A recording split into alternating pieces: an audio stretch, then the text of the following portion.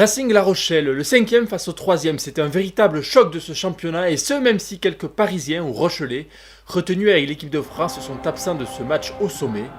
Il y a quand même du beau monde sur la pelouse de l'Arena à l'image de Teddy Thomas ou Finn Russell. À Nanterre, après 2 pénalités réussies par Finn Russell, le Racing mène 6-0 et La Rochelle se retrouve avec cette touche intéressante à jouer dans les 22 mètres adverses. Le ballon met du temps à sortir du ruck, une cellule d'avant se met en place sur la gauche et Johan Tanga, servi par Kirbarlo, charge la défense francilienne. Les Maritimes jouent dans le sens et Jules Favre trouve une brèche dans la défense adverse pour filer entre les poteaux ou inscrire le premier essai de la partie. Grâce à cette bonne prise d'initiative, La Rochelle prend l'avantage au score.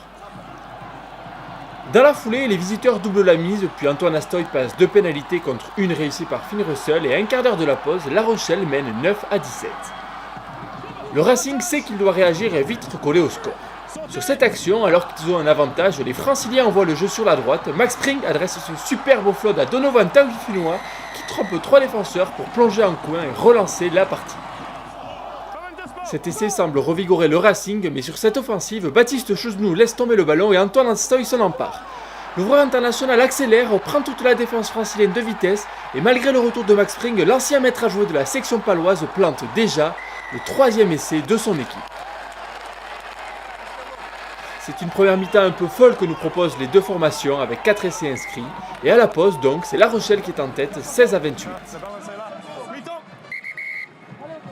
Grosse performance jusque-là des partenaires de Rémi Piquet qui jouent un bien mauvais tour au Racing. Au retour des vestiaires, le Racing sait qu'il a 12 points à rattraper et sur cette touche, Yannick Tarit sert Eddy Benarous en fond d'alignement.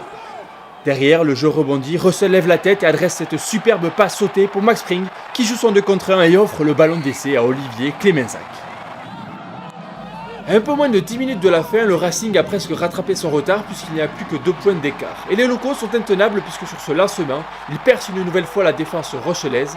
Maxime Baudon récupère une chistère à l'Antoine Gibert avant d'être repris par Brice Dulin à 6 mètres de l'embut. Ça chauffe dans les 22 mètres rochelais, Ribaren sert Russell et le numéro 10 écossais joue bien le surnombre en bout de ligne pour offrir à Olivier Clémenzac un 2e essai de la soirée. Explosion de joie à l'Arena, le Racing reprend l'avantage au score. 36-31 après la transformation et 7 minutes à jouer, mais ce match fou n'est pas encore terminé. À la réception de ce gros dégagement d'Iribaren, Brice Dulin décide de relancer le ballon. Il crochette un puis 2 défenseurs et décale son ouvreur Antoine Astoy qui rafute son vis-à-vis, porte la balle et feinte la passe pour tromper Finn Russell et finalement filer inscrire son 2e essai de la soirée. Un magnifique essai qui permet au Stade Rochelais de revenir à égalité, 36 partout. Mais sur une ultime mêlée, alors qu'il ne reste plus qu'une action à jouer, les avants du Racing gagnent l'épreuve de force et Ben Okifi siffle une pénalité. Explosion de joie chez les locaux alors que Philippe Gardan sait que la rencontre vient peut-être de basculer. On revoit le pilier rochelais qui s'écroule, le banc du Racing sait que la victoire est encore possible et tout va reposer sur le pied droit de l'ouvreur écossais Finn Russell.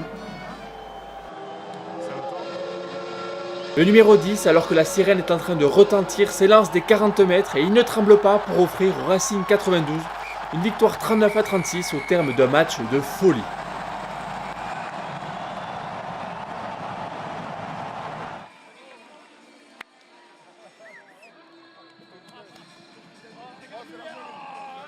Là.